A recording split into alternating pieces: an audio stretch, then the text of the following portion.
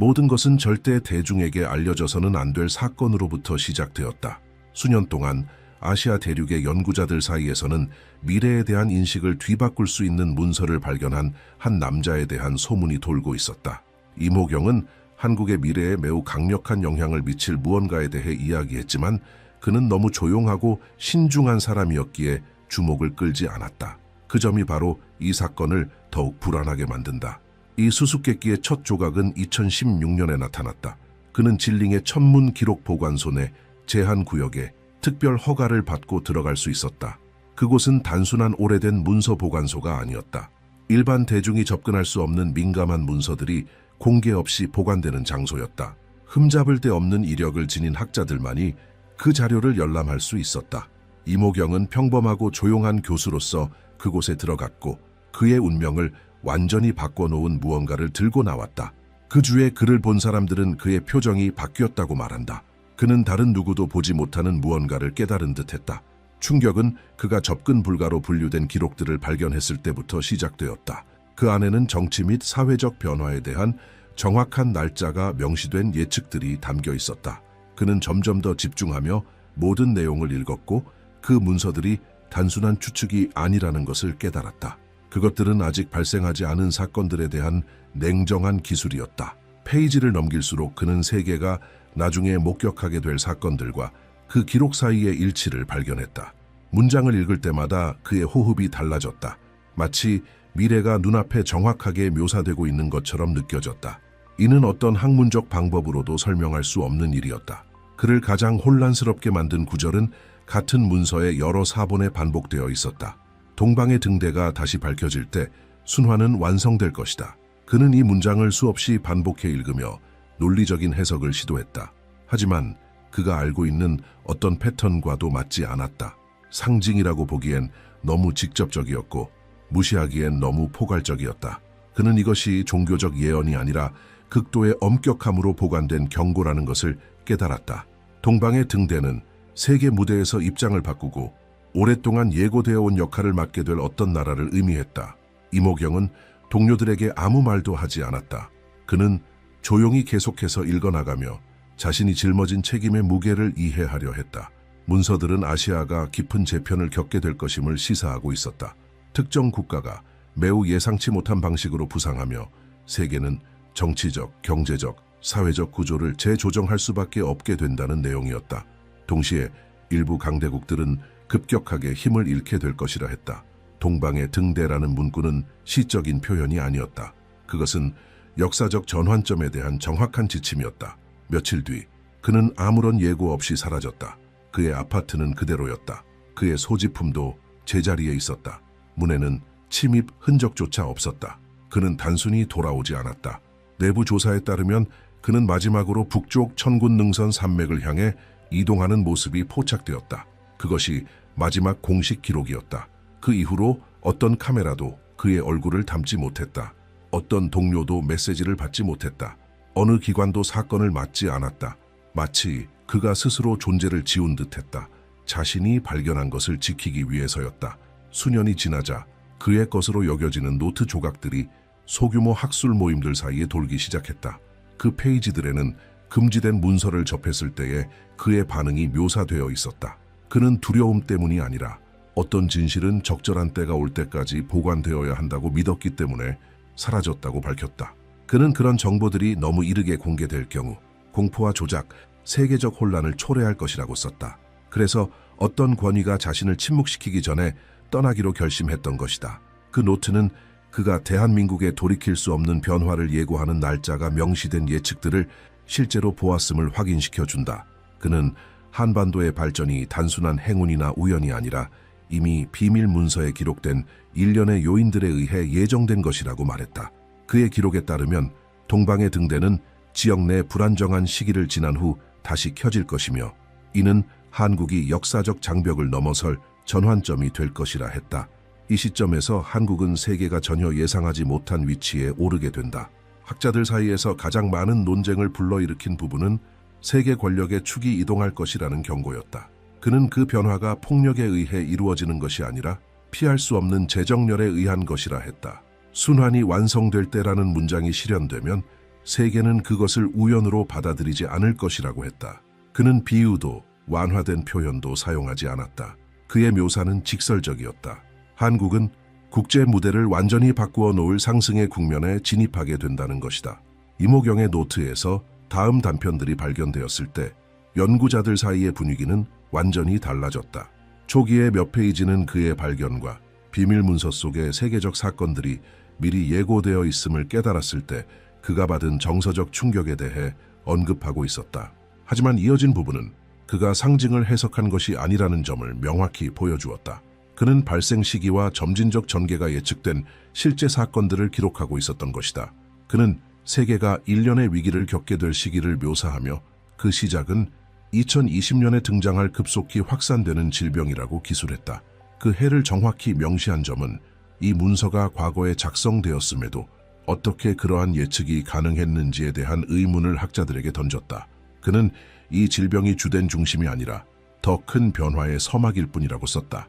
이모경은 이어서 이 세계적 유행병 이후인 2023년에 서방 강대국 간의 정치적 충돌이 일어날 것이라 예고했다. 그 충돌은 공개적인 전쟁이 아니라 동맹을 바꾸고 취약성을 드러내는 갈등이 될 것이라 했다. 그는 이 두 사건이 행성의 영향력 축을 바꾸기 위한 하나의 주기 시작에 불과하다고 분명히 했다. 이 사건들을 고립된 비극으로 보지 않았으며 피할 수 없는 재편의 초기 신호로 인식했다. 그의 메모 구성 방식은 그가 세계가 이동 중이라는 확신을 갖고 있었음을 보여준다. 그리고 대부분의 사람들은 그것을 너무 늦고 나서야 알아차릴 것이라고 봤다. 가장 많이 회자된 페이지 중 하나에서 그는 수십 년간 아시아를 지배해온 중심 세력이 점차 활력을 잃게 될 것이라 언급했다. 그는 그 세력을 이름 없이 주홍색 리바이어던이라 칭하며 대륙의 권력을 상징적으로 표현했다. 그는 이 리바이어던이 내부 문제와 장기적 불안정으로 인해 가속화된 쇠퇴를 겪을 것이라 했다. 이 표현은 많은 연구자들의 주목을 받았으며 이 내용이 이미 대륙에서 포착되고 있던 실제 징후들과 맞물려 있다는 해석도 나왔다. 그의 예측은 즉각적인 붕괴가 아니라 지속적인 마모를 예고하고 있었고 이는 다른 국가가 더 큰 역할을 맡게 되는 공간을 열어줄 것이라 했다. 임호경이 한국의 부상을 대단히 직접적으로 쇠퇴와 연결지었다는 점이 인상 깊다.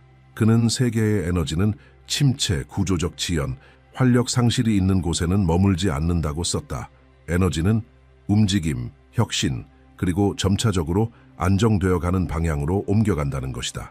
그의 기록에 따르면 한국은 이러한 에너지를 끌어들이기 시작할 것인데 그것은 리바이어던의 정반대를 대표하기 때문이다. 즉, 기술 발전, 규율, 조직력, 전략적 강화. 그는 영적인 언어를 사용하지 않았다. 이는 세기를 거쳐 반복된 역사적 기록과 패턴에 기반한 국가들의 행동에 대한 분석이었다. 그 다음 단편들에서는 이 전환은 즉시 인식되지 않을 것이라고 언급한다. 대부분의 사람들은 결과가 명확하게 드러날 때까지 변화 자체를 알아차리지 못할 것이다.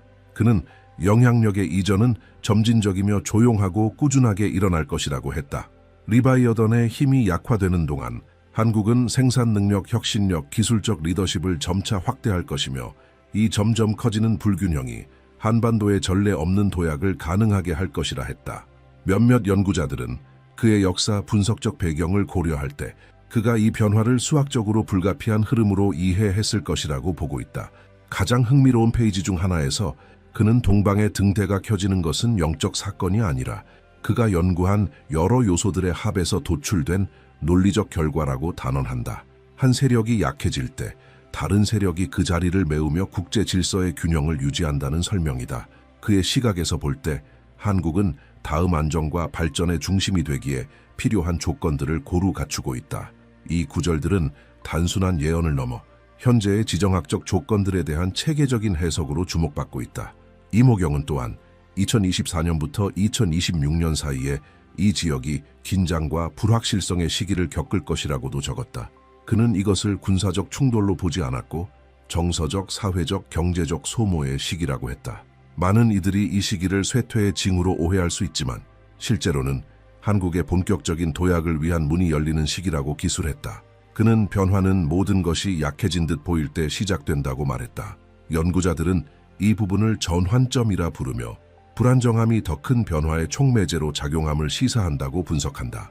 이모경의 기록을 더욱 몰입하게 만드는 것은 이러한 전환을 묘사하는 그의 차분한 어조다. 과장이 없고 극적인 연출도 없다. 그는 단순히 이 과정을 피할 수 없는 흐름으로 제시할 뿐이다. 그 담담함은 독자에게 강한 인상을 준다. 왜냐하면 그는 두려움을 조장하려는 것이 아니라 그저 자신이 발견한 것을 전달하고 있기 때문이다. 해당 텍스트를 분석한 학자들은 그의 시각이 일반적인 분석 수준을 넘어선다고 평가한다. 그는 역사적 통찰과 반복되는 패턴 해석을 결합했으며 이는 전통적인 연구 방식으로는 다루기 어려운 영역이다. 이 때문에 그의 글은 한국의 부상을 주시하는 여러 나라에서 연구되고 있다. 많은 사람들은 그의 예측이 실제 기술 및 글로벌 경제 흐름과 일치한다고 말한다. 페이지가 추가로 발견될수록 임호경이 아시아가 피할 수 없는 정렬 과정을 거칠 것이라고 경고하려 했다는 인상이 강해진다. 그는 대중이 날짜만 집중하지 말고 전반적인 움직임에 주목하라고 강조했다. 그가 말하기를 가장 중요한 지점은 리바이어던의 붕괴 자체가 아니라 그 이후 무엇이 등장하는가였다. 그리고 그의 관점에 따르면 그 등장은 한국에서 시작되어 지역 변화의 자연스러운 결과로서 주요한 역할을 맡게 될 것이다. 다음 단편들은 임호경이 한국의 가시적인 부상 시작 시점을 정확히 기술하는 장면을 보여준다. 그는 결정적인 분기점이 2027년에 시작된다고 단언한다. 그는 그 해를 전면적 재구성의 시기라고 부른다. 복잡한 상징은 사용하지 않는다. 그저 이 해가 한국을 글로벌 무대에서 전례 없는 위치로 올려놓는 새로운 주기의 개막점이 될 것이라고 기록했다. 그는 이러한 변화는 즉각적으로 인식되지는 않을 것이라고 했다.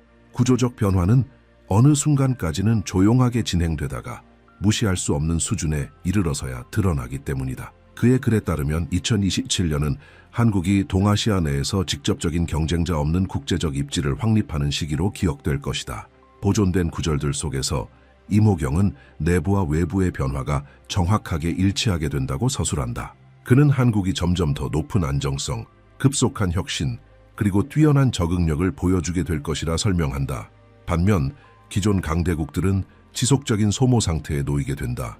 그는 이 과정이 우연히 일어나는 것이 아니라 오랜 시간 축적된 발전의 결과이며 그 시점에서 강력한 에너지장을 형성하여 쉽게 넘볼 수 없는 상태가 된다고 강조했다. 그의 문장은 확신에 차 있으며 마치 그가 이 흐름을 분명히 목격한 듯한 인상을 준다. 이후 임호경은 2024년부터 2026년까지의 시기를 민감한 단계로 묘사한다. 그는 이 기간 동안 사회적 긴장이 강하게 나타나고 내부 갈등과 대중의 좌절이 뒤따를 것이라고 기록했다. 그러나 그는 이를 국가의 약점으로 보지 않았다. 오히려 이후에 올 도약을 견뎌내기 위한 필연적 재조정 과정의 일부로 보았다. 그는 많은 이들이 이 시기를 쇠퇴와 소모로 해석하겠지만 실상은 결정적 전환의 문이 열리는 시점이라고 했다. 그의 기록에 따르면 한국은 이 시기를 힘겹게 통과하지만 곧이어 새로운 주기의 시작점에 도달하게 된다. 임호경은 이 시기가 회복력을 요구한다고 강조한다.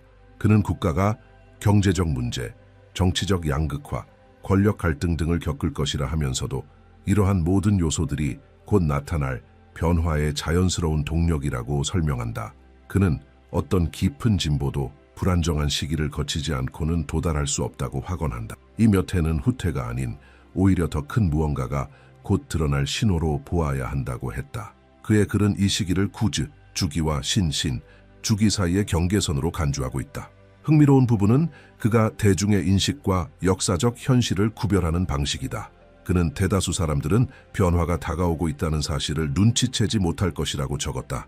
왜냐하면 그들은 눈앞의 불편과 혼란에만 집중하기 때문이다. 그러나 그는 주의를 기울이는 이들은 영향력의 이동 초기 징후를 볼 수 있을 것이라고 말한다. 한국의 성장은 대다수가 상황이 악화되고 있다고 믿는 바로 그 시점에 시작될 것이라 한다. 이 대비가 그의 예측을 더욱 인상적으로 만든다. 그는 긴장된 시기가 빠르고 예기치 못한 확장을 앞두고 나타나는 전조라고 설명한다. 추가 메모에서 그는 한국이 경제나 기술을 넘는 힘의 징후를 보일 것이라고 썼다. 그는 조직력, 사회적 규율, 교육의 진보를 언급한다. 이러한 요소들이 결합되어 국가가 과거의 한계를 뛰어넘는 원동력의 핵심을 형성하게 된다는 것이다. 그의 설명에 따르면 2027년은 한국이 단순한 신흥국이 아닌 중심적인 안정의 거점으로 전환되는 해로 기억될 것이다. 그는 이 발전을 내부의 회복력과 경쟁국들의 외부적 약화가 만들어낸 논리적 귀결이라고 정리하고 있다. 또 하나 중요한 부분은 임호경이 유사한 긴장을 겪는 다른 국가들이라면 쉽게 붕괴할 수 있다고 설명하는 대목이다. 그러나 그는 한국은 예외일 것이라 확신한다. 수십 년간 쌓아온 구조적 기반이 충격을 흡수하고 우선순위를 재조정하며 더욱 견고하게 전진할 수 있는 능력을 제공할 것이기 때문이다. 그는 그러한 역량을 지닌 국가는 극히 드물다고 단언한다. 그리고 바로 그 시점부터 한국은 전 세계 여러 지역의 주목을 받기 시작할 것이라 적었다. 이 시기의 단편들은 그가 한국이 어려운 시절을 뒤로하고 역사상 가장 위대한 국면의 시작에 들어설 것이라는 확신을 갖고 있었음을 보여준다. 그는 이 전환이 외부 사건에 좌우되지 않고 내부 조건들의 정렬에 의해 일어날 것이라 강조한다. 이 상승은 일시적인 것이 아니라 지속적이며 실제로 깊고도 오래가는 변화일 것이라고 한다. 그의 설명에 따르면 2027년부터 한국은 외부 요인에 의해 중단되지 않는 상승 궤도에 진입하게 된다. 그는 한 국가가 주도권을 쥐게 되는 조건은 안정성, 창의성, 적응력의 조합이라고 하며 한국은 그 모든 요소를 갖추게 된다고 강조한다. 이후 이어지는 단편들은 임호경의 기록에서 전환점이 더욱 뚜렷해지는 부분이다. 그는 세계 자본의 흐름이 방향을 바꾸기 시작하는 순간을 묘사한다. 리바이어던의 지속적인 약화 이후 서방의 강대국들은 자신들의 투자가 대륙에 집중되어 있는 것이 위험하다는 사실을 자각하게 된다. 그의 기록에 따르면 주요 기업들, 투자자들, 전략적 거점들은 조용하지만 결정적인 결정을 내리게 된다. 바로 점차 불안정해지는 지역을 떠나 대한민국으로 기반을 옮기기 시작하는 것이다. 그는 이 사실을 명확하고 단정적으로 서술한다. 이는 단순한 예측이 아니라 이미 예정된 흐름이라고 보는 것이다. 임호경은 이러한 이동이 군사적 압력이나 정치적 강제에 의해 일어나는 것이 아니라고 말한다.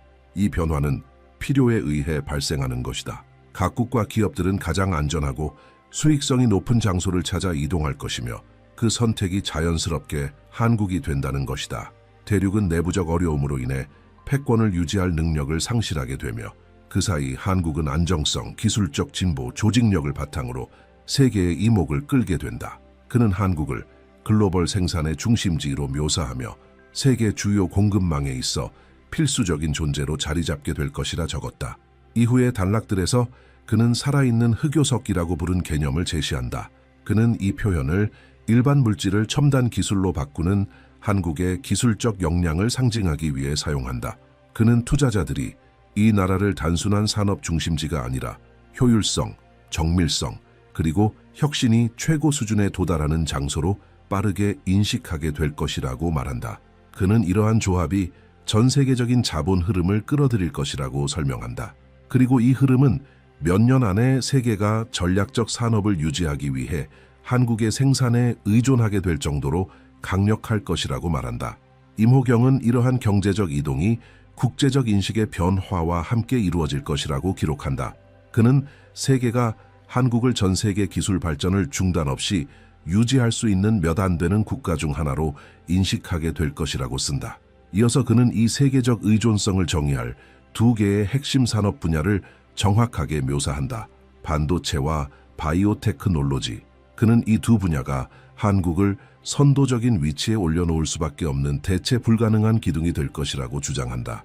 그의 말에 따르면 지구는 현대 시스템을 운영하기 위해 반도체가 필수적인 시대로 진입하게 되며 이 반도체는 모두 한반도에서 생산될 것이다. 이러한 전환을 설명하는 단락은 그 명료함으로 인상 깊다. 그는 한국산 반도체가 통신, 운송, 보안, 디지털 경제에 필수적일 것이라고 말한다.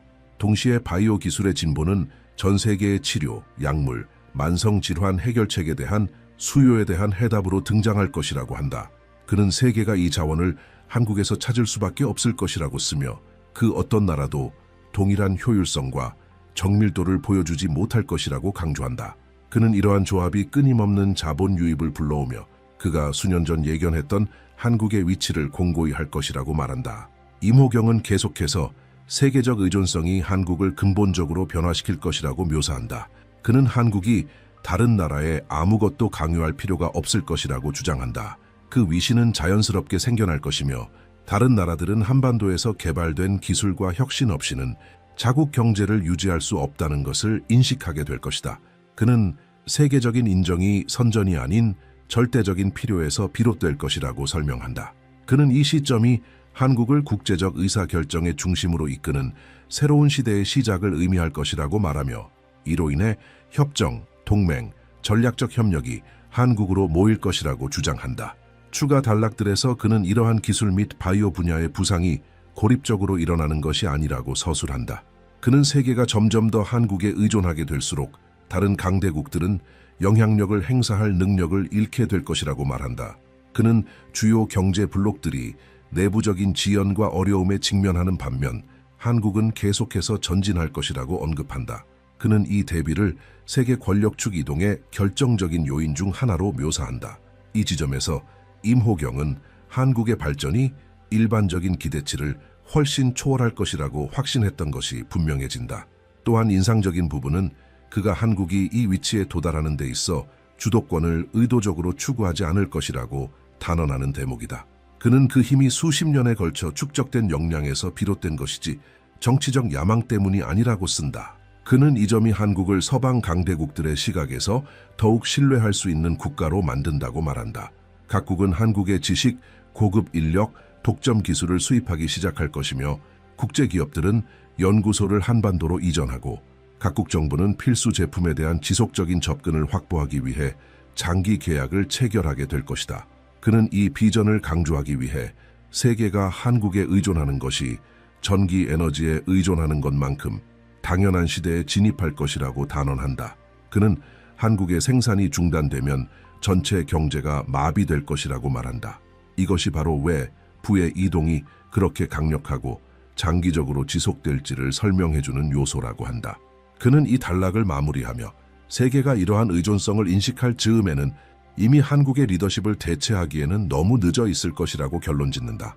이 단락에 대한 분석은 왜 수많은 학자들이 임호경이 기밀 문서를 접했을 때 거대한 무언가를 보았다고 믿는지를 이해하는 데 도움이 된다. 그가 묘사한 내용은 경제적, 기술적, 사회적 예측을 극도로 일관된 방식으로 결합하고 있다. 그는 한국의 부상을 하나의 가설로 다루지 않는다. 오히려 이미 예정된 경로를 묘사하듯이 글을 쓴다.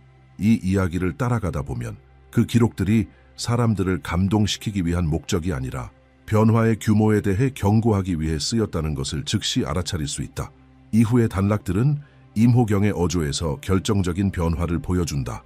지금까지 그는 한국의 부상을 점진적이고 지속적인 과정으로 묘사했지만 여기서는 그 부상이 더 이상 무시될 수 없는 순간에 대해 서술하기 시작한다.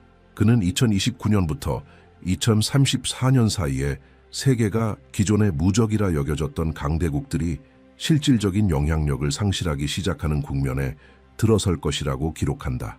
그는 이 시기가 수년간 감춰졌던 결함들이 드러나는 시기라고 말한다. 강력해 보이던 나라들이 결국 스스로의 무게를 감당하지 못하는 모습을 보이게 된다는 것이다. 붉은 리바이어던은 더 이상 권위를 행사할 수 없게 되고 주변국들은 그것이 이전만큼 영향력을 발휘하지 못하고 있다는 사실을 인식하게 된다. 임호경은 이 변화가 무력 충돌 없이 국제적 신뢰의 상실을 통해 일어날 것이라고 말한다. 그는 여러 경제 블록들의 보고서, 전망, 전략적 결정들이 내부적 불일치를 드러내며 그로 인해 세계는 더 안정적인 대안을 찾기 시작할 것이라고 설명한다. 그리고 그 대안으로 한국이 즉각적인 선택지로 떠오른다고 말한다. 그는 이전까지 리바이어던을 거스르기를 두려워했던 주변 국가들이 점차 의존도를 낮추고 한반도와의 관계를 강화하는 과정을 묘사한다. 이 재편성은 한국이 새로운 경제-기술적 안정의 중심으로 인식되었기 때문에 일어난다고 그는 서술한다. 이어지는 단락들에서 그는 전체 분석에서 가장 주목할 만한 지점을 언급한다. 한국이 역사적 경계를 넘어선다는 것이다. 그는 한반도가 동아시아의 주도권을 간접적으로, 즉 영향력과 조직 능력을 통해 쥐게 된다고 쓴다.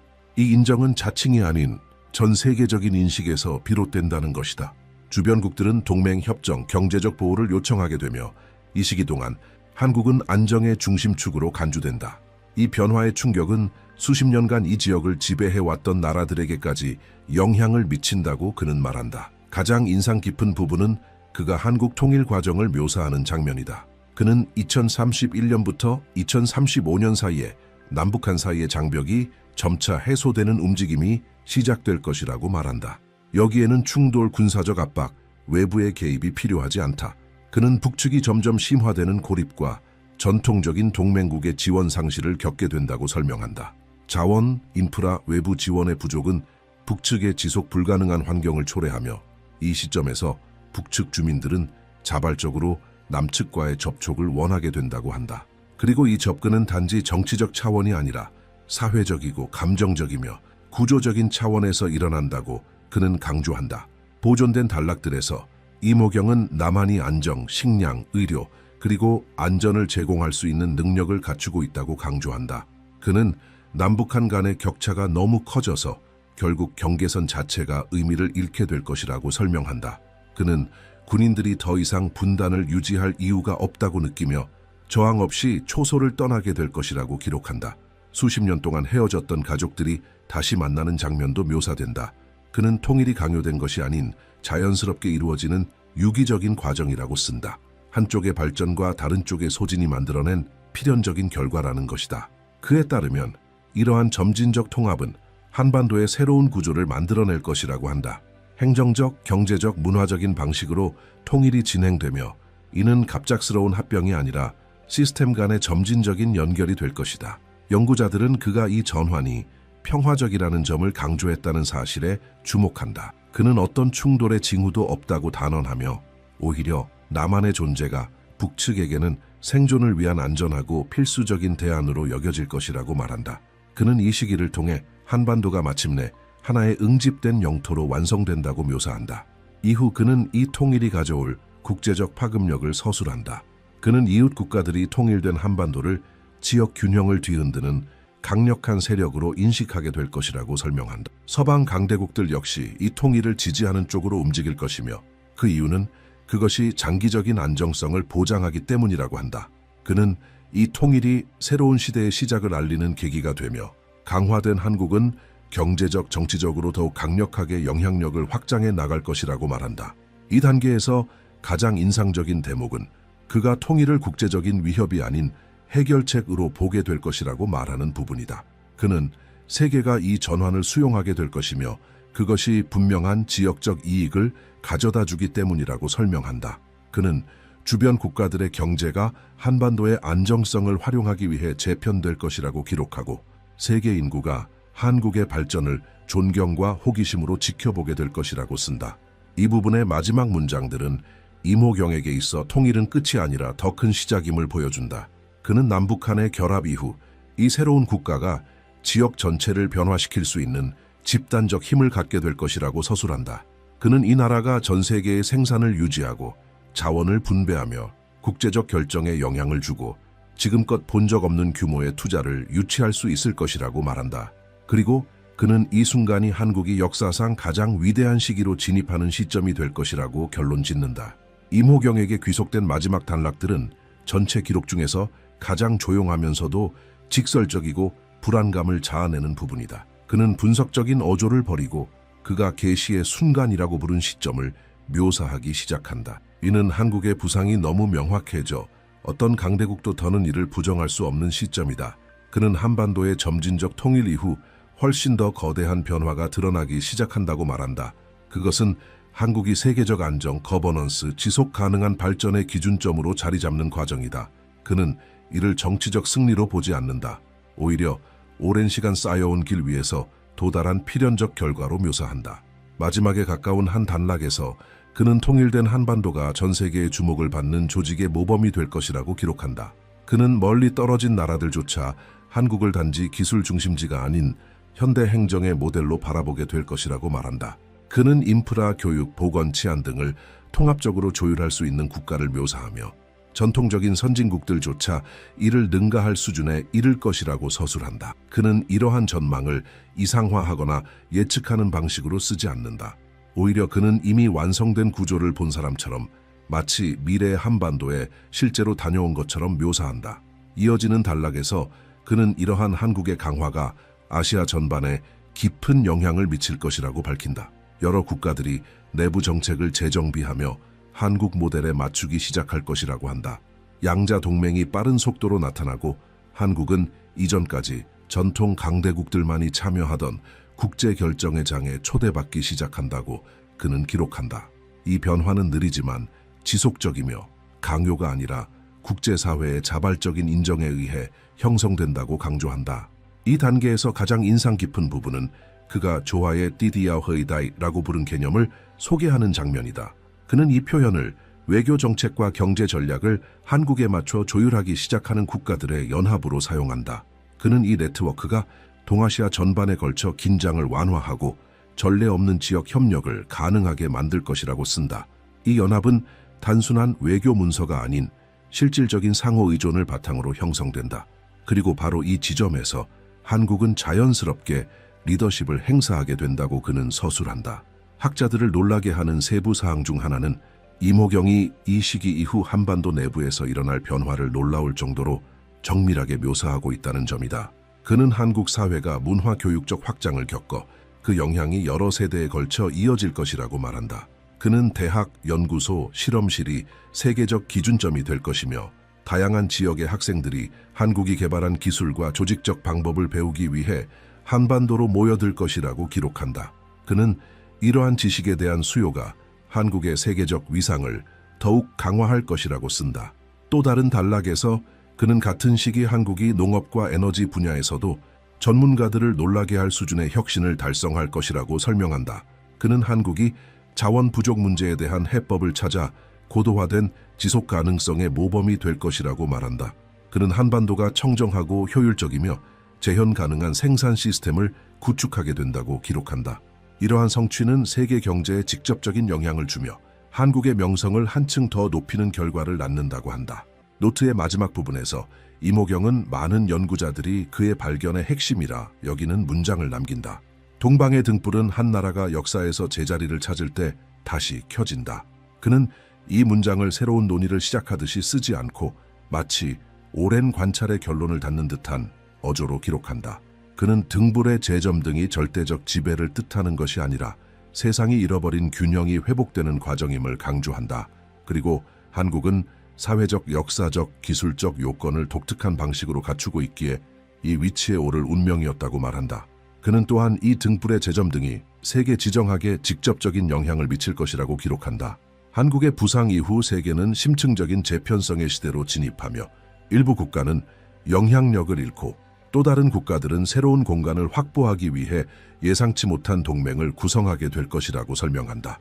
그는 이 시기가 빠른 결정과 전략적 변환이 이어지는 시기이며 앞으로 50년의 균형을 정의하게 될 것이라고 말한다. 마지막 단락은 가장 단순하면서도 가장 불안한 부분이다. 그는 이러한 모든 기록을 남긴 뒤 스스로 사라지기로 결정했다고 말한다. 그 이유는 너무 이른 시점에 이러한 민감한 정보를 공개하면 통제 불가능한 반응을 일으킬 수 있다고 믿었기 때문이라고 한다. 그는 자신의 부재가 사고가 아니라 과정의 일부라고 적는다. 그리고 이 기록은 사람들이 징후를 인식할 준비가 되었을 때에만 공개되어야 한다고 말한다. 이모경에게 그 순간이란 한국이 역할을 바꾸고 지역의 미래를 형성할 단계에 들어섰음을 세계가 집단적으로 깨닫는 시점이었다. 이모경은 자신의 글을 보고자 하는 자 앞에 순환은 있다는 말로 마무리하며 독자에게 깊은 성찰을 유도합니다. 그는 이 문장의 의미를 자세히 설명하지 않고 단지 단서를 남긴 채 독자 스스로 변화의 징후를 읽어내야 한다는 책임을 강조합니다. 이러한 관점에서 이 이야기를 해석하기에 앞서 이 결말에 대한 나의 관점을 정리하는 것이 중요합니다. 동방의 등대가 다시 밝혀졌다는 것은 단순한 상징이 아니라 아시아의 미래에 대한 경고이자 예고라고 생각됩니다. 이 불빛은 과거의 기억과 미래의 예언이 교차하는 지점에서 다시 타오른 것이며 이는 단지 지역적 사건이 아닌 전 지구적인 변화를 암시하는 출발점일 수 있습니다. 아시아는 역사적으로도 수많은 문명이 흥망성쇠를 반복한 땅이며 등대의 재점 등은 새로운 순환이 시작되었음을 알리는 신호입니다. 이 이야기의 핵심은 이모경이 말하고자 한 것이 신화나 맹목적 믿음이 아닌 현실의 조각들로부터 드러나는 거대한 흐름이라는 점입니다. 그는 이미 일어나고 있는 변화들을 감지했고 그 흐름을 읽어낼 수 있는 통찰을 독자에게 요구했습니다. 결국 이것은 누구나 볼 수 있는 미래의 지도였고 단지 그 진실을 마주할 준비가 되었는가의 문제였던 것입니다. 모든 것은 조용히 시작되었다. 마치 세상이 다가올 일을 준비하지 못한 듯이 많은 사람들이 일상에 몰두해 있을 때 어떤 예감이 국경을 넘어 퍼지기 시작했고, 이는 연구자들, 종교 지도자들, 그리고 영적 현상에 대해 탐구하는 학자들의 주목을 끌었다. 그 경고는 정부나 기관에서 온 것이 아니었다. 대륙을 가로지르는 긴박함을 담은 단 하나의 분명하고 단호한 목소리에서 비롯되었다. 그 메시지는 인도 출신의 젊은 예언자 아비갸 아난드의 이름이 조용한 논의 속에서 다시 언급되면서 점점 힘을 얻었다. 어떤 이들에게 그것은 수많은 예언 중 하나에 불과했지만, 다른 이들에게는 한국의 미래에 대해 지금까지 나온 어떤 예고보다도 중요한 시작점처럼 느껴졌다. 그는 어릴 때부터 세상을 다르게 바라보았다. 어린 시절부터 전문가들조차 놓치는 패턴들을 인식했다.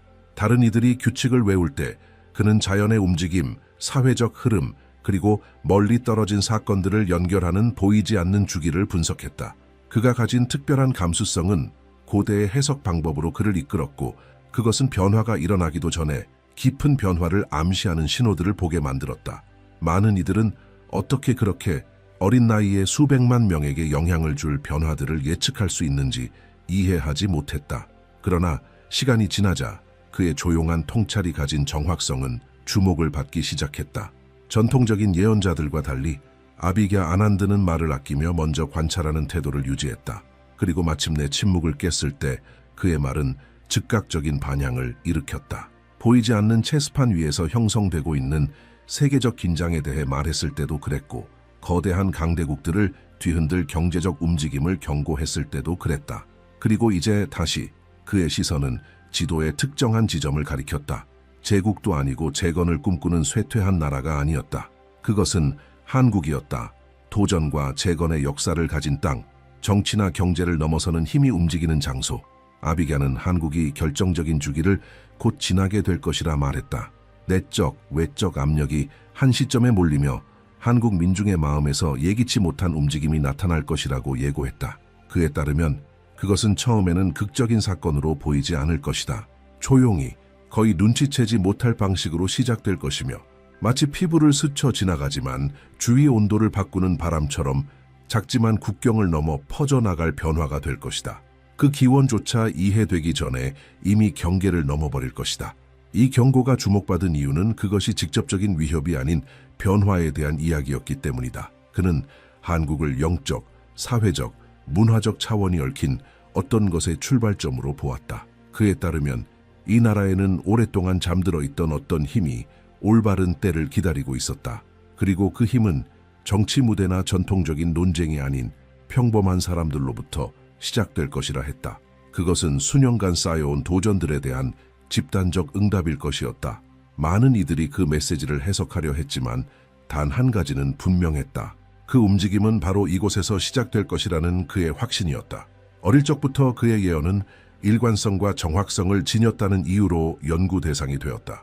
가장 회의적인 독립 연구자들조차도 그의 예측이 맞아떨어지는 사례들을 문서화하기 시작했다. 아비갸의 이름은 인간 행동을 연구하는 학자들, 국제 분석가들, 그리고 아시아의 영적 공동체들 사이에서 점차 회자되기 시작했다. 세계 정세에 대한 그의 새로운 통찰이 나올 때마다 그는 한국이 단순한 일시적 위기를 넘어서는 어떤 더 큰 변화를 일으킬 수 있는 희귀한 요소들을 축적하고 있다고 강조했다. 마치 여러 개의 주기가 같은 지역 위에 정렬되고 있는 듯했다. 세월이 흐를수록 이 패턴은 더욱 뚜렷해졌다. 외부의 긴장은 커졌고 국민들은 논리적인 설명을 넘어서는 해답을 찾기 시작했다. 집단적인 인식이 변하고 있었다. 정서적 피로, 사회적 단절, 그리고 중대한 시기가 다가오고 있다는 막연한 감각이 퍼져갔다. 아비갸의 말은 점점 힘을 얻기 시작했는데, 그것이 바로 많은 한국인들이 말로 표현하지 못하던 감정들과 정확히 맞아떨어졌기 때문이다. 그는 이 시기를 깊은 움직임이 깨어날 수 있는 비옥한 땅이라고 묘사했고, 그 변화는 한국의 운명을 바꾸고 아시아 전체에 영향을 줄 수 있다고 했다. 그의 최근 메시지는 학자들을 더욱 놀라게 만들었다. 그의 말에 따르면 이미 하나의 전환점이 형성되고 있었다. 그것은 청년 세대, 영성, 국가 정체성, 그리고 외부의 힘들이 얽힌 움직임이었다. 모든 것이 갑작스럽게 일어나지는 않겠지만 그 흐름은 확고하고 거의 불가피하게 진행될 것이라 했다. 이 메시지가 발표되자 지도자들, 지식인들, 그리고 일반 시민들까지도 자신들의 분석을 다시 돌아보게 되었고, 왜 이 젊은 인도 예언자가 바로 한국을 새로운 대륙적 국면의 주인공으로 지목했는지 이해하려 했다. 아비갸가 한국에 관심을 돌린 것은 한국의 영적 사회적 환경에서 비정상적으로 강해진 무언가를 느꼈기 때문이었다. 마치 조용한 에너지가 점점 축적되며 정확한 순간을 기다리는 듯한 상태였다. 이러한 느낌은 언제나 전 세계적인 거대한 움직임이 시작되기 전 그가 늘 감지하던 신호였다. 그 메시지는 연속적으로 발생한 사건들 이후에 형성되었고, 각각의 사건은 동일한 경고의 신호를 담고 있었다.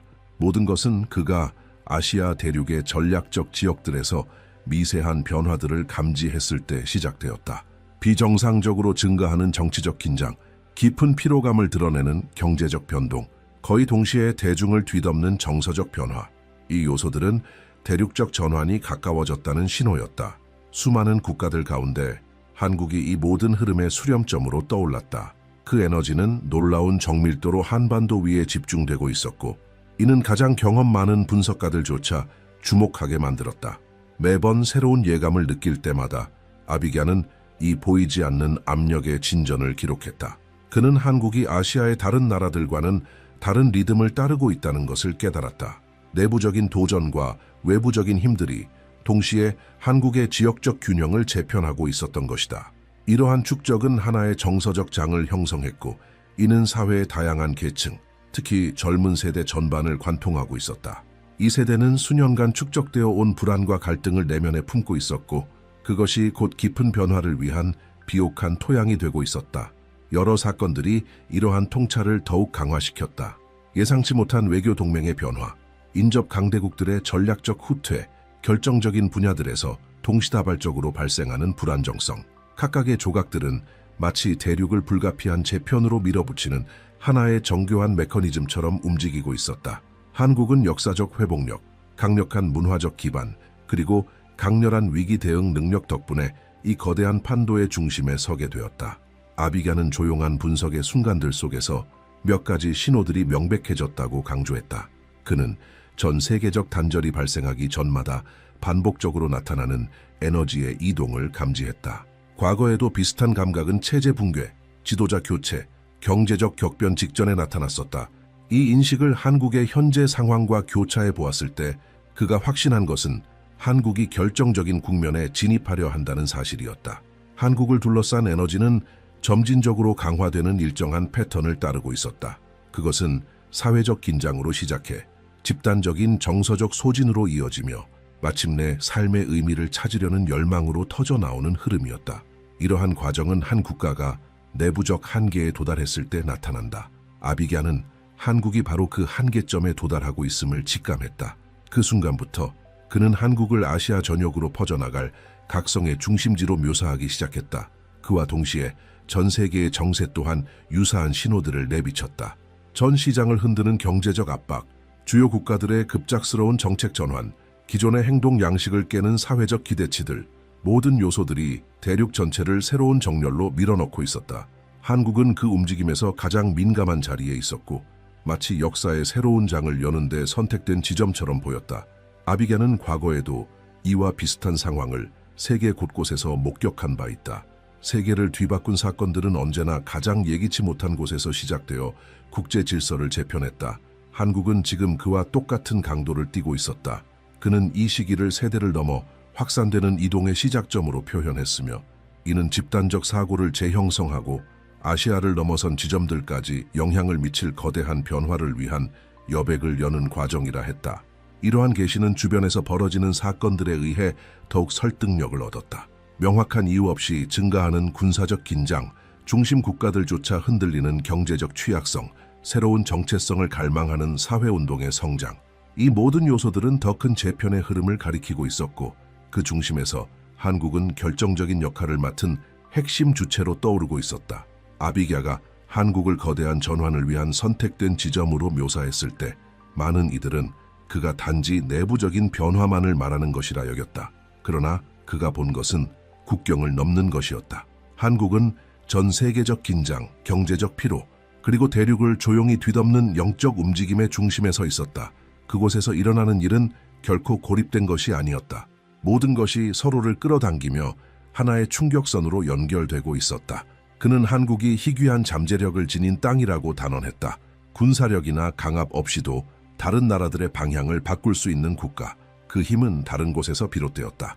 국민의 강렬한 감정 에너지, 혼돈 속에서도 빠르게 반응하는 능력, 그리고 전 대륙에 세우며드는 문화적 영향력.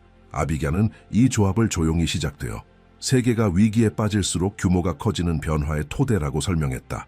한편 여러 강대국에서 불안정의 징후들이 감지되기 시작했다. 갑작스러운 시장 폭락, 치솟는 부채, 외압 속에서 결정된 듯한 정부 정책들, 무너지지 않을 것 같던 국가들의 내부 동요. 아비갸는 이 모든 것을 계산된 침묵 속에서 바라보았다. 그는 거대한 시스템들의 취약성이 하나의 재배치를 위한 공간을 만들고 있으며 그 중심에 한국이 영적, 전략적 지도로 떠오르고 있음을 보았다. 이번 위기는 즉각적인 폭발이 아니라 축적된 피로에서 비롯된 것이었다. 조용한 균열들, 무대 뒤의 잡음들, 겉보기엔 사소한 사건들이 더 큰 흐름으로 이어지고 있었다. 아비갸는 이 일련의 현상을 형성 중인 시기에 가장 중대한 단계의 시작으로 해석했다. 그리고 이 시나리오는 한국을 전 세계가 주목하는 국가로 만드는 틈을 열 것이라고 했다. 그의 관찰은 정치나 경제를 넘어 인구의 행동으로까지 이어졌다. 사회적 불안의 증가, 해답을 향한 집단적 갈망, 설명할 수 없는 무게를 짊어진 듯한 국민들의 감정, 그리고 명확한 방향을 찾으려는 열망. 아비갸는 이러한 분위기를 그가 예언했던 움직임을 깨우는 필요한 동력으로 보았다. 온 나라가 감정적 전환 상태로 진입하고 있었으며 이는 피로와 희망이 교차하는 경계선 위였다. 그는 이 단계를 작동 지점의 시작이라 불렀다. 한 나라가 이 지점에 도달하면 작은 자극 하나가 연쇄 반응을 일으킬 수 있다. 사람들은 그간 무시하던 신호들을 인식하기 시작하고 지도자들은 더욱 빠르게 결단을 내린다. 청년층은 분위기 변화에 더욱 민감해지고 모든 것이 더 강렬하게, 더 분명하게, 더 긴박하게 다가온다. 한국은 정확히 이 지점에 진입하고 있었다. 바로 이 환경 속에서 아비갸는 다음 세계 경제 위기가 한국을 직접적으로 강타할 것이라 경고했다. 이번 위기는 단지 국내적 요인 때문만은 아니었다. 멀리 떨어진 국가들의 구조 붕괴로부터 비롯될 것이다. 그 시스템들이 무너지기 시작하면 충격은 빠르게 퍼지며 아시아 대륙 전체에 불안정의 파장을 만들 것이다. 그리고 그 파장은 한국에 가장 강하게 닿을 것이다. 그는 이 위기가 하나의 촉매제 역할을 하게 될 것이라 설명했다. 바로 그가 예언했던 변화로 한국을 밀어넣는 가속 장치. 그것은 완전한 파괴가 아니라 새로운 사회적, 영적 움직임이 피어날 수 있는 공간을 열어주는 충격이었다. 경제의 약화는 국민들로 하여금 예상치 못한 곳에서 지지를 찾도록 만들 것이며 그 과정 속에서 사람들은 극한의 순간에 한 국가를 지탱하는 진정한 기반이 무엇인지 되돌아보게 될 것이다. 아비갸는 많은 국가들이 이번 위기를 낮은 저항력으로 맞이하게 될 것이라 보았다. 그들은 빠르게 힘을 잃고 무너질 것이었다. 그러나 한국은 다르게 반응할 것이라고 예측했다. 어려운 시기에 발휘되는 국민적 결속력은 언제나 빠른 대응을 이끌어냈고 그는 이번에도 그러한 결속이 훨씬 더 큰 움직임의 기반이 될 것이라 믿었다. 대륙 전체를 흔들 수 있는 움직임. 그는 또한 이번 위기가 숨겨진 취약성들을 드러낼 것이라고 지적했다. 과부하된 시스템, 외면해왔던 부채, 오랫동안 누적된 내부 긴장. 이 모든 것들이 수면 위로 떠오르면 한국은 자신의 진로를 바꿀 수 있는 결정의 순간에 마주하게 될 것이었다. 아비갸는 이 시점을 집단적 각성을 가능케 하는 문이 열리는 결정적 순간으로 보았다. 한국에 쌓여가던 압력은 많은 이들이 예상했던 것과는 전혀 다른 효과를 만들어내기 시작했다. 그것은 나라를 마비시키는 것이 아니라 오히려 내부에서부터 확산되는 강력한 충동을 만들어냈다. 거리, 대학, 공동체, 그리고 디지털 공간까지. 이전에는 방향 없이 살아가던 사람들이 조용한 부름을 느끼기 시작했다. 뭔가 곧 일어날 것이라는 설명하기 어려우나 무시할 수 없는 집단적 기대감. 아비갸는 이 움직임을 자신이 예언했던 각성의 시작이라고 묘사했다. 그 각성은 가장 눈에 띄지 않는 곳들에서 시작되었다. 깊은 정서적 피로를 안고 살아가던 젊은이들이 세상을 다른 시각으로 바라보기 시작했다. 어려움의 무게는 그들을 꺾지 않고 오히려 정치, 경제, 문화적 유행을 넘는 진정한 답을 찾게 만들었다. 그들은 국가가 이제 전혀 다른 형태의 힘을 요구받는 시기로 들어섰다는 것을 본능적으로 느꼈다. 모든 것이 무너질 듯한 순간 내면에서 솟아나는 힘, 그 세대의 에너지는 조용한 변화의 연료가 되어가고 있었다. 이 변화는 거창한 연설이나 대규모 시위에서 비롯된 것이 아니었다. 아주 작은 행동들 속에서 피어났다. 빠르게 번져나가는 대화들, 즉흥적으로 열린 만남들, 본능적으로 형성된 작은 모임들, 영성에 관심 없던 이들조차 의미, 목적, 방향성에 대해 이야기하기 시작했다. 마치 보이지 않는 곳에서 불씨 하나가 피어올라 자발적으로 나라 전체를 타고 퍼져나가는 듯했다. 아비게아는 이 확산을 전적인 집중 속에서 지켜보았다. 그가 예언한 예언 중 가장 민감한 지점에 도달했음을 알았기 때문이었다. 그리고 바로 이 순간 그는 예언의 가장 수수께끼 같은 부분을 밝혔다. 하나의 인물, 종교 기관에 속하지 않고 공직도 맡고 있지 않으며 전통적인 지도력의 이력조차 없는 존재. 이 인물은 매우 평범하게 등장한다. 보통 사람들 사이에 섞여 특별할 것 없이 일상을 살아간다. 처음에는 아무도 주목하지 않는다. 하지만 그가 입을 열 때 분위기가 변한다. 주변의 공기가 무거워지고 사람들의 행동이 즉각적으로 달라진다. 그 말의 힘은 기교나 설득이 아닌 영적 권위에서 비롯된다. 아비게아는 이 인물을 설명함에 있어 학자들을 흥미롭게 만들 만큼은 구체적이면서도 성급한 해석을 피할 수 있을 만큼은 유연하게 묘사했다. 그는 이 인물이 주목받기 위해 나타나는 것이 아니며 나라도 감정적으로 한계점에 도달했을 때, 그 문이 열릴 때 등장한다고 했다. 이 지도자는 하나의 촉매제가 된다. 이미 내면에서 변화 직전의 경계에 서 있던 사람들에게 의식, 용기, 성찰을 일으키는 불꽃. 그는 약속을 내세우지 않는다. 전략도 없다. 그는 단지 존재로 도달한다. 이 무명의 지도자는 즉각적인 반향을 불러일으킨다. 수많은 사람들이 모여들기 시작한다. 그것은 선전도, 조직된 시스템도 아닌 자연스러운 끌림이었다. 사람들은 그의 말을 들어야 한다는 부름을 느낀다. 주변의 분위기는 일종의 긴박감으로 가득 찬다. 이 인물이 처음으로 공개적으로 입을 여는 순간 마치 온 나라가 숨을 멈춘 듯한 정적이 감돈다. 메시지는 단순하다. 그러나 오랫동안 닫혀 있었던 이들의 마음을 정면으로 두드린다. 많은 이들이 이 지점을 예언의 가장 놀라운 부분으로 여긴다. 위기와 사회적 피로에 짓눌린 한국이 아무도 기대하지 않았던 곳에서 힘을 발견하는 순간, 아비게아는 이 움직임이 사원이나 교회 같은 종교 공간에 국한되지 않는다고 강조했다. 그것은 세속적인 공간을 가로지르며 오랫동안 신앙을 거부해왔던 청년들을 끌어당기고 해답을 찾는 걸 포기했던 어른들을 흔들며 정서적으로 지쳐있던 집단들에게 희망의 불씨를 다시 피워낸다. 이 각성은 국가 정체성을 재정렬시키는 흐름이 된다. 날이 갈수록 그 에너지는 커져만 갔고 한반도에서 형성되고 있는 새로운 영적 분위기가 그것을 밀어올렸다. 이 지도자의 초기 메시지는 국경 너머까지 반향을 일으키기 시작한다. 아시아의 이웃 국가들이 주목하기 시작한다. 스스로의 위기를 겪고 있던 지역들은 한국에서 일어나고 있는 무언가 다른 현상을 감지한다. 이 움직임은 힘을 얻으며 더는 외면할 수 없는 흐름이 된다. 그것은 영화 같은 기적도 눈부신 현상도 아니다. 그 힘은 집단 정서에 미치는 영향력에서 나온다. 사람들의 행동, 선택, 말, 그리고 우선순위가 달라진다. 한국 내부에서 형성된 이 움직임은 이제 경계를 넘어서기 시작했다. 젊은 세대들 사이에서 시작된 각성은 더 이상 국내에 머물지 않았다. 그것은 충분한 힘을 얻게 되었고 대륙을 넘어 확산되기 시작했다. 스스로의 갈등 속에 있는 인접 국가들에까지 도달한 것이다. 한국에서 흘러나오는 이 감정의 에너지는 보이지 않는 흐름처럼 확산되며 여러 지역의 인식을 바꾸기 시작했다. 기술과 문화의 강국으로만 인식되던 한국이 이제는 훨씬 더 깊은 의미를 가진 존재로 떠오르고 있었다. 그것은 다른 국가들의 결정, 대화, 방향성에까지 영향을 미치기 시작한 하나의 영적 사회적 기준점이었다.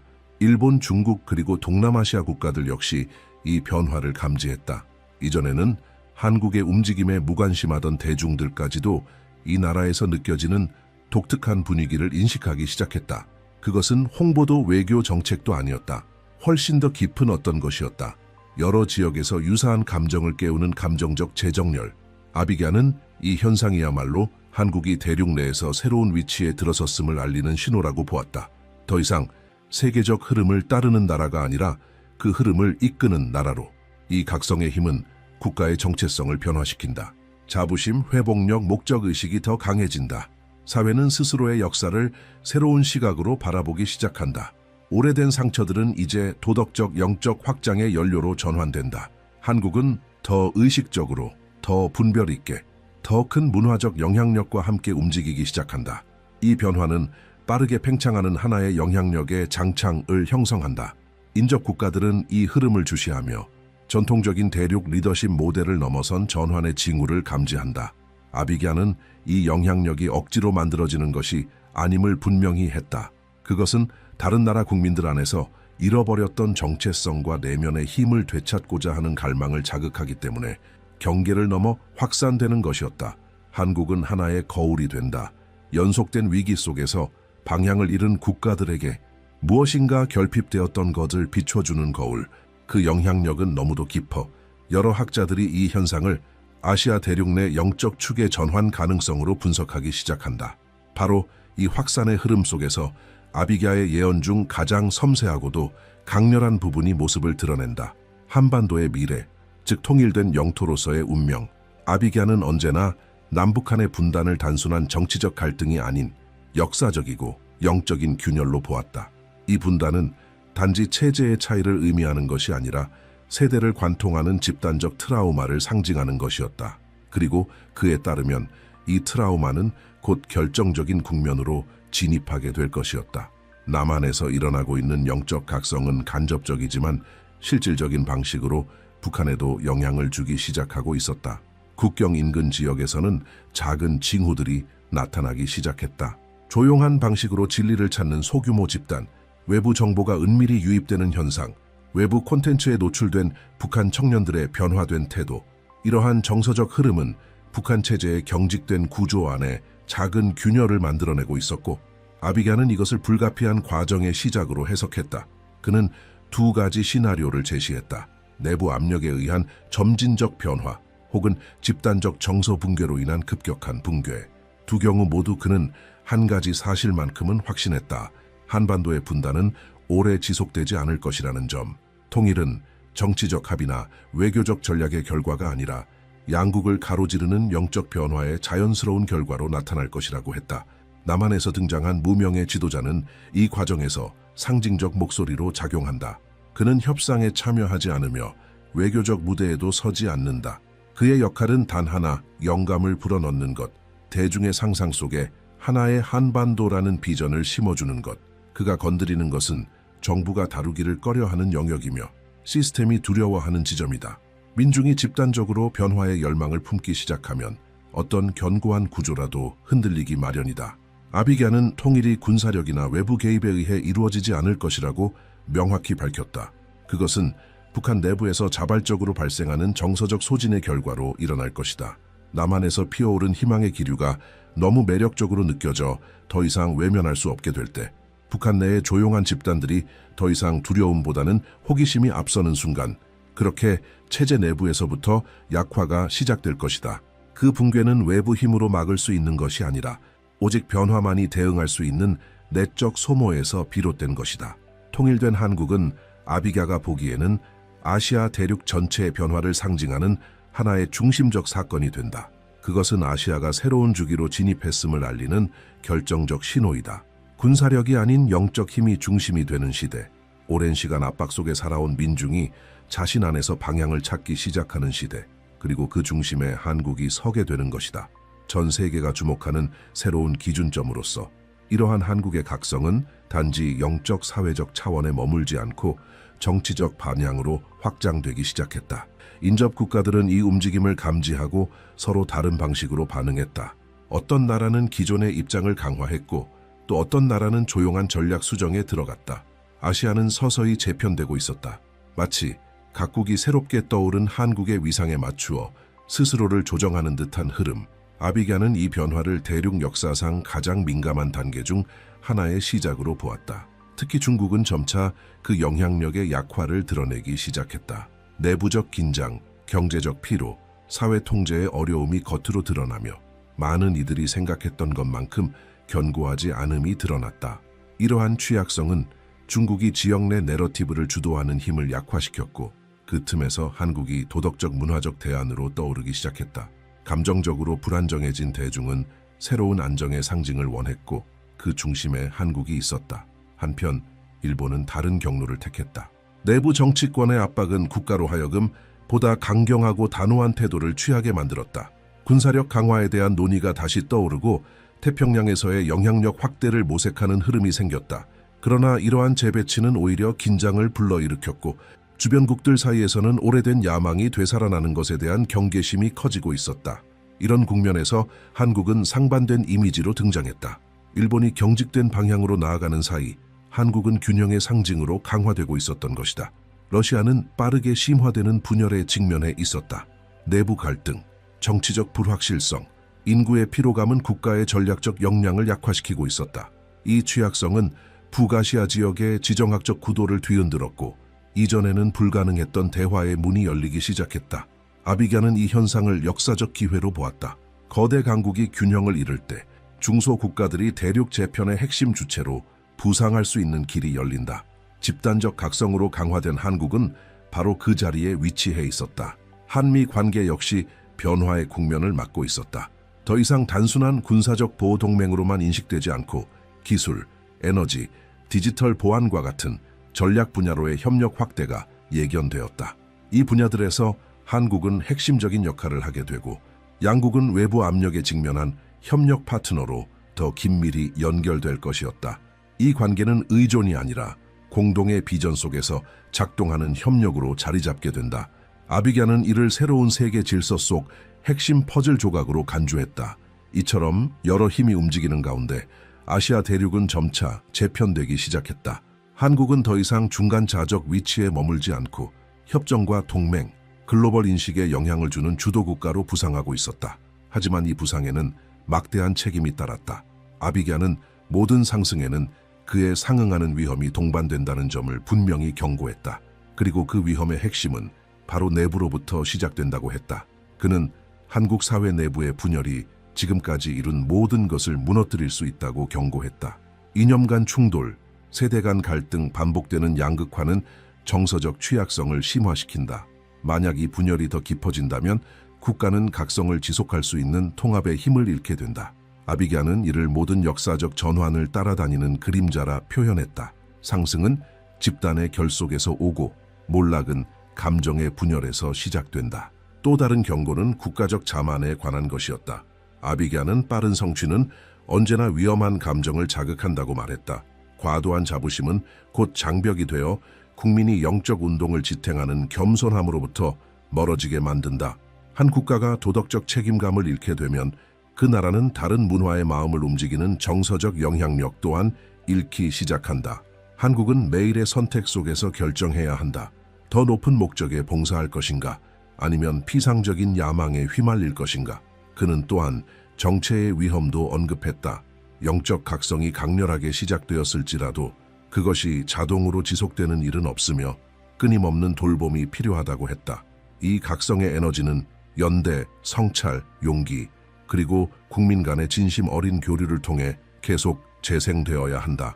지금의 한국은 아시아 전체가 주목하는 기준점이 되었고 이로 인해 책임도 커졌다. 한국이 내리는 사회적, 문화적, 정치적 결정 하나하나가 방향을 잃고 방황하는 다른 나라들에게 하나의 등대처럼 작용하고 있었던 것이다. 아비그야의 마지막 경고는 분명했습니다. 그는 운명이 자동으로 이루어지는 것이 아니라고 말했습니다. 한 나라는 부름을 받을 수 있지만 그 부름 안에 머무르기 위해서는 항상 경계하고 감정을 절제해야 합니다. 한국은 매우 드문 기회를 눈앞에 두고 있었습니다. 세대를 다시 정의하고 대륙 전체에 영향을 미칠 수 있는 순간이었습니다. 나라가 통합을 유지한다면 깨어남의 힘을 간직하고 전례 없는 글로벌 영향력의 시대로 나아갈 수 있습니다. 그렇지 않다면 다른 강대국들을 약화시킨 동일한 위기에 휩쓸려 기회를 잃게 될 것입니다.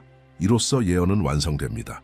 아비그야가 전한 여정은 한국을 아시아 역사상 가장 강렬한 시기 중 하나의 주인공으로 자리매김하게 합니다. 내적 변화, 대륙적 영향력, 그리고 국민의 미래에 대한 책임. 이제 당신의 목소리를 듣고 싶습니다. 이 게시를 지켜보며 어떤 감정을 느꼈는지 댓글로 남겨주세요. 당신의 시선은 여기서 형성되고 있는 집단적 이해의 일부입니다.